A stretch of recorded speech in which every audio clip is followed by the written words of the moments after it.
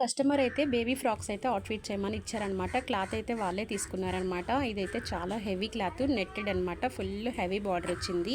అయితే బ్లాక్ ఒకటి, navy blue ఒకటనమాట. ఈ 2 క్లాతులతోటి ఫ్రాక్‌లయితే 5 ఇయర్స్ బేబీకైతే ఫ్రాక్ కుట్టి ఇమ్మన్నారనమాట. సో, మొత్తం ఫుల్ వీడియో అయితే నేను కుట్టిన తర్వాత మీకైతే వీడియో చేసి పెడతాను. సో, ఇదైతే షార్ట్ వీడియో నేను కట్ చేస్తున్నాననమాట. క్లాతులైతే సూపర్ ఉన్నాయన్నమాట. ఇక్కడ మంచి మంచి క్లాతులైతే దొరుకుతాయి మనకి బయట.